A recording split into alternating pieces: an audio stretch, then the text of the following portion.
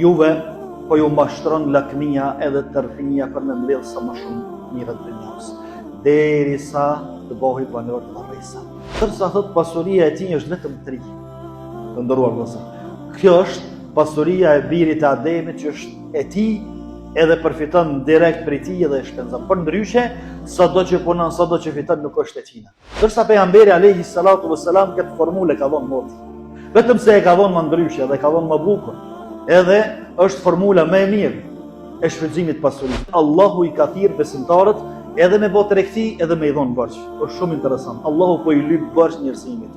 Shembulli atyre të cilët deponojnë, investojnë, mbjellin botën tjetër është sikur se shembulli i bujkut i cili e qet një kokë.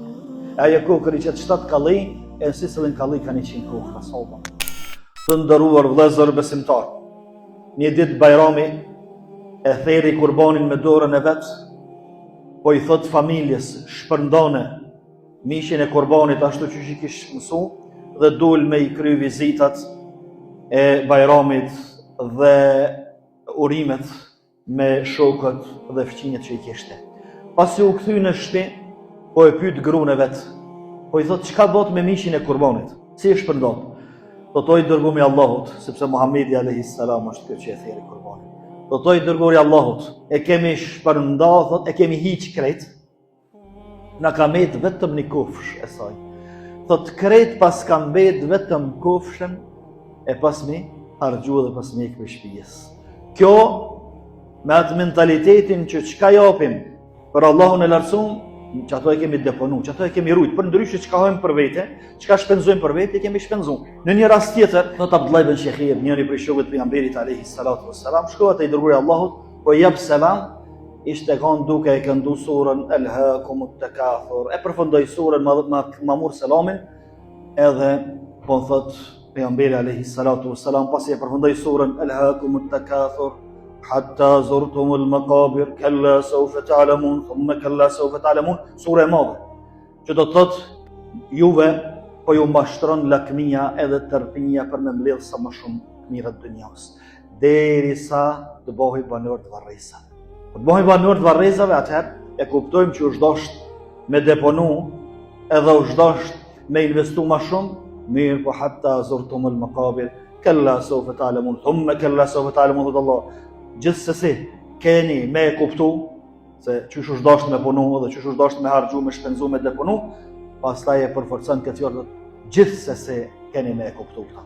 Pastaj pejgamberi alayhis salatu wasallam mas kësaj sure, të cilën e ishte duke lexuar, po i thot Abdullah ibn Shekhirit, thot biri Ademit, thot mali, pasunia jem, do të thon i jep zor për me mbledh edhe me të busa më shumë. Ndërsa thot pasuria e tij është vetëm 3.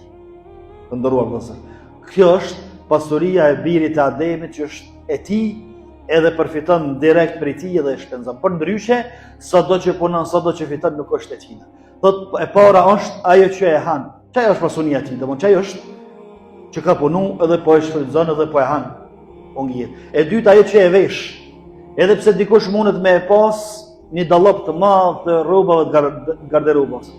Mirë, po e tij është ajo që e vesh. Ka rroba që si ka vesh komedit sa vjetë s'janë tina, s'po përfiton për tina, për tyre.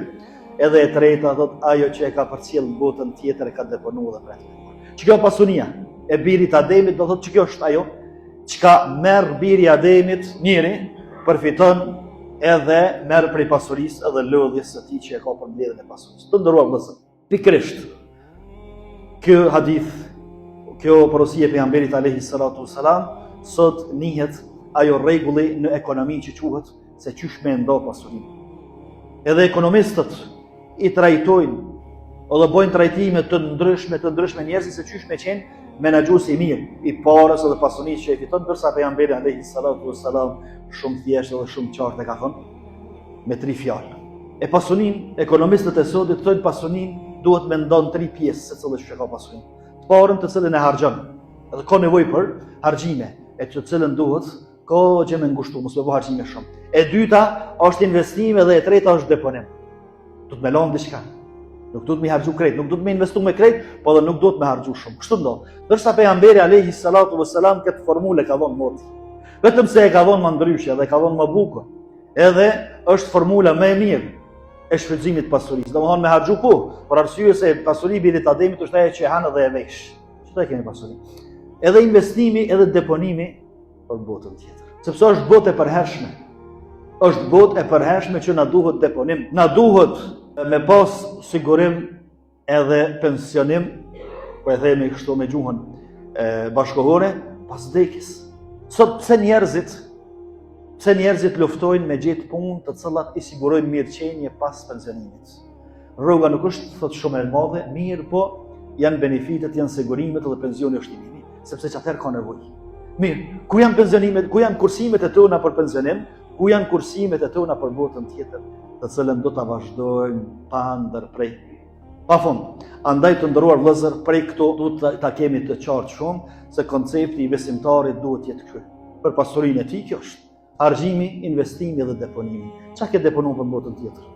Dërsa ato që e deponon për botën tjetër, sikurse i ka thënë pejgamberi alayhi salatu wasallam në hadithin e parë Aishës, mishin që e kemi nal për veti që ato e kemi harxhuar, ndërsa atë pjesën tjetër që ato e kemi ruajtur dhe kemi deponuar se ta Allah nuk humbet.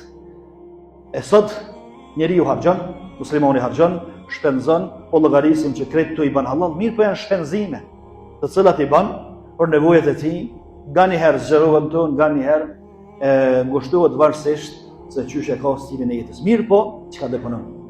Çka ruajm? Çka kemi përcjell në konton e botës tjetër, konton e ahiretit. Quhet me konto e ahiretit, në të cilën Allahu i ka thirrë besimtarët edhe me bot tregti, edhe me i dhon borxh. Është shumë interesant. Allahu po i lyp borxh njerëzimit. Çka ka nevojë Allahu për pasurinë tonë dhe për borxhin tonë? Thot në disa ajete Allahu thot: "Men dha alladhi yuqridu Allaha qardan hasana." Kush i jep borxh Allahut që t'ia kthen më së miri? Allahu më ja kthy borxhin njeriut. Allahu s'ka nevojë për borxhin tonë. Mirë po Allahu po na bën thirrje përmes kësaj forme, depononi o njerëz për botën tjetër, hyni borxh te Allahu, pastaj Allahu ja u kthen shumë fish. Mathalul ladhina yunfiquna amwalahum fi sabilillahi kamathali habbatin Allah. Shembulli atyre të cilët deponojnë, investojnë, mbjellin botën tjetër është sikurse shembulli i bujkut i cili e çet në kokër. Ajo kokër i çet 7 kalli, e sisëllin kalli kanë 100 kokra sobën. Sopi numëroj. Kjo është borxhi të cilin ja kthen Allahu njeriut. Pastaj gjithashtu e ka përmendur Allahu edhe në formë tregtisë, sepse në këtë botë të nderuar vëllezër, jemi edhe në një tregti e madhe nëse në të falimentojmë edhe dështojmë kemi dështuar në dynjën e ahiret, ajo është tregtia për me blej xhenetin. Pejgamberi alayhi salatu wasalam, ditën e parë që dul haptas me i thirr njerëzit islam, po i thotë oj Fatimi bia Muhamedit, o Abbas, migja i Muhamedit, o filan, blejnë veten e juve. Edhe shpëton e veten e ju prej zjarrit të xhenemit. Domthonjë çka? Blenë xhenetin. Blenë xhenetin me udhëzim dhe punë të mira. Një reforma të ndëruar vëllezër për mi arrit to mirësitë të Allahut të lartësuar. Pikërisht është koncepti e sadakës edhe arritjes mirave përmes pasurisë dhe parës që e kemi. Gjithashtu, diçka që është e rëndësishme këtu është se nuk duhet me i harru edhe ata të cilët kanë ecë botën tjetër para neve. Shumë kanë nevojë me i kujtu me dua, shumë kanë nevojë me i kujtu me sadaka, e që na shpesh shpenzojmë edhe harxojmë edhe nuk na shkon ndërmend që pjesë e atyne shpenzimeve ose pjesë të asoj sadake dhe bamirësie me ba edhe babën që më ka vdek, edhe nonën, edhe fëmijët nëse kanë vdek më herët, edhe gjithë ata të cilët kanë nevojë për ndonjë punë të mirë edhe një uçumi selam përmes sadakës. Andaj të nderuar vëllezër, ky duhet të jetë koncepti i besimtarit për sadakën. Që sado që jep anena, mos mendo që e ke tepruar. Mos mendo që ke bërë shumë. Mirë po është ka deponuar të cilën kemë gjetë 10 herë fishe, 100 herë fishe, 700 herë fishe. Mirë po pjesë të sadakës i bën edhe prindërit, i bën edhe njerëzit të dashur familjarë të cilët e presin i selam, prej gjallit, e presin i do, e presin i sadak e kështu me radhë.